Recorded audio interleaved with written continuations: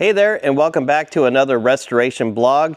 These are the videos where I show you behind the scenes and show you things that are going on that you won't see in another video. This is going to be a good one today because I have a lot of things to show you. Let's start today with the big Overland truck because I have finally finished this build. I needed to relabel this cover since it was painted, so that matches the way that it was stock. And I now have removed the straps that I was using to hold the camper to the truck, and it is now permanently attached. So the camper is solidly attached with some bolts in the front here, and then I finally built my spring system here in the rear so that the frame of the truck can twist and the camper can move around independently, and when the truck frame twists, it will not break the frame on the camper. This is the typical setup for a big overland truck like this, where your front is solidly mounted and then your rear can move around. So for the most part, the build on this big overland truck is finally finished. Next we have the off-road wrecker. It's fuel injected. Now it is tuned. I've tested it a little bit, did a little bit more to the tuning on it. I've added a bunch of little studs all over the truck so that I can mount cameras on it, maybe get some better shots than I have in the past. And the little armoring here on the corners of the bed is done.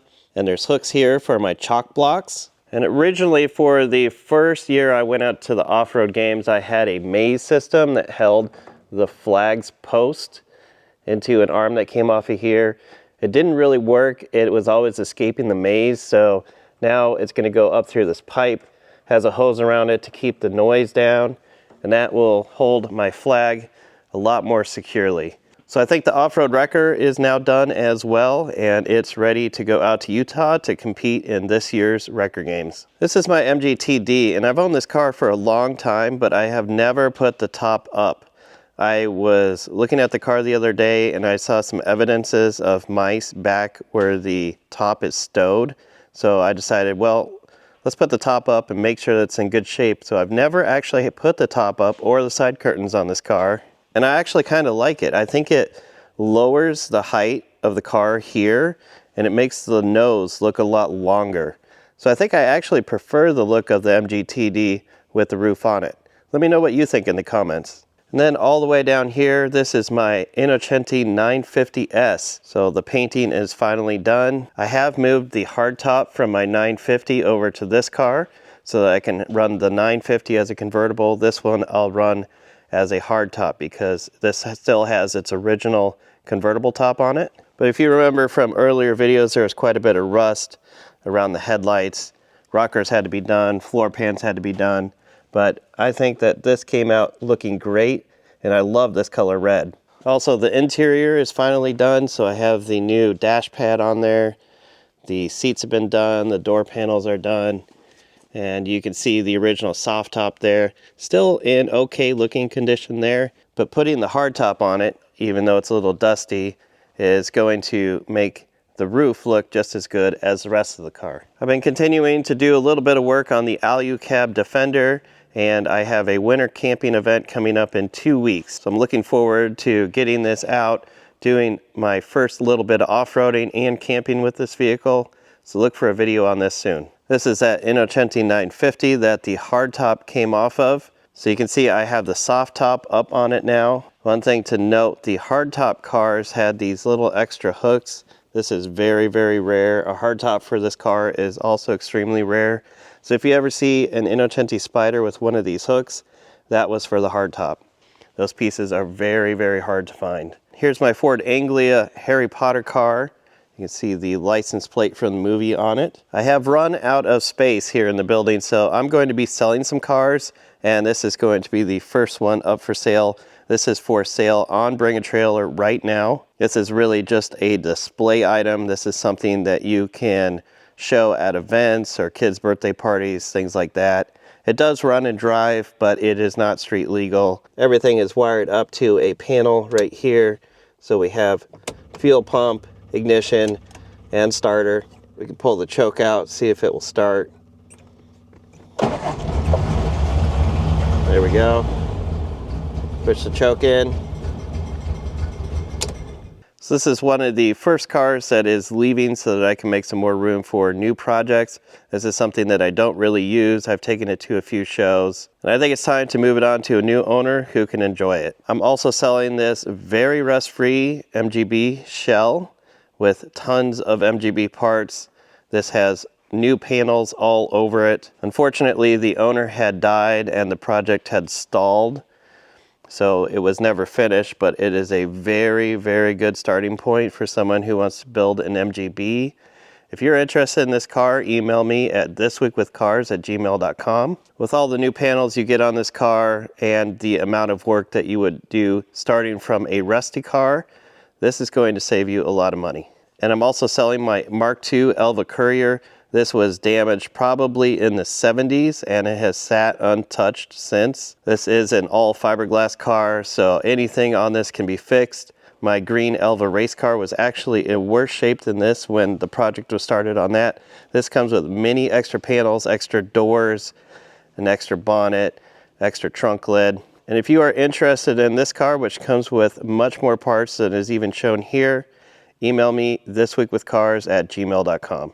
I'm trying to make some room in here because I am completely full. I cannot get another car in the building. And there are some new things that I'm interested in building. The 5-cylinder diesel aluminum bodied FJ40 project is finally done. This truck has a 5-cylinder diesel that was never sold here in the United States. These are used in 1990s Land Cruisers. And as you can see, a small turbo has been added to it. Here's a look at the finally finished interior. And only the early FJ40s had this really neat door up here. You reach around to the inside of the vehicle and then there's a release on each side. And then when you lift up, it holds itself up, stows itself up there. You have a nice little tailgate right here. You can see the nice wood bed. There's little rub rails everywhere so that you can actually put things back here and not worry about damaging the vehicle. And the frame on this vehicle has also been stretched. This is much longer than a typical FJ40. I know a lot of you will be happy to see that my 1972 Super Beetle is up on the lift, and you will see a video on this car coming out very soon. I was finally able to get a new wire harness for the right-hand drive Tiger, and I also ordered a new wooden dashboard for the Tiger in right-hand drive.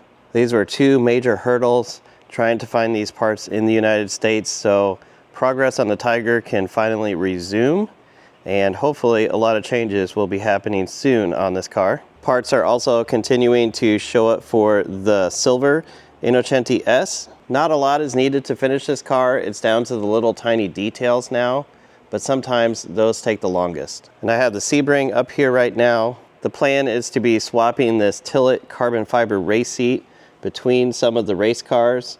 So this seat had to come out to go into another bug-eyed Sprite Racecar to get all the fitment and mounting holes put in the side of the other car. A lot of progress is also happening on the Austin Healey 106. All of the suspension is getting gone through. The new shocks have finally arrived. Most of the parts have now been media blasted and powder coated. Anything that was rubber or worn out, of course, have been replaced with new parts. And a complete set of rebuilt shocks are going to be going in the car. And the 106 also had a hard top, so the hard top is now fresh out of the paint booth, painted black to match the rest of the black on the car. I do not have a rear window for this hardtop, so if anyone knows where I can get one of those, please leave a comment below and let me know. The GT6 project is really coming along. We may have figured out the color that it's going to be. It's going to be this dark blue right here, which just so happens to be the dark blue of the bug-eye sitting over in the corner. So the same as this blue right here. Anyone who knows Triumphs knows how bad the gaps are, so material needed to be added on both sides of the doors and then shaved down to get the gaps right on this. But we're really on the home stretch now, and this is looking really, really nice. I was considering doing some things to the 3-liter Marcos GT, but then I got sidetracked, and I'm not sure if I'm going to do anything right now with the Marcos. But stay tuned because I do have big plans for this car. This blue bug-eye is the old Minitech race car. This is the one that will have the Tillet racing seat fitted to, so the holes are now in the floor. The seat has been test fitted in the car. I don't know if this car will be at any races this year, but hopefully by next year we can get this car out on the track. And then here is the newest restoration project. This is a bog standard BMW 2002.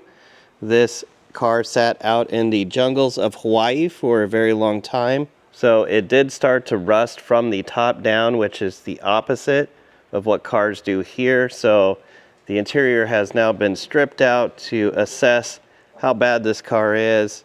Obviously, damage like this to the floor is typical of what we see here, so no concern there. There's a little bit of rust here on the roof and on the A-pillars. Luckily, a lot of things like the hood, the trunk, and the fenders just bolt on, so a new hood can just be ordered, slapped on, and then easy fix for that. If we open up the hood, you can see there's a little bit of rust here in the cowl. The hood is falling apart a little bit, but it's pretty solid underneath. Engine bay looks really solid, and it will be easy to get new panels to bring this car back to life. And that's going to be it for today. If you want to see more videos like this, comment below and click subscribe.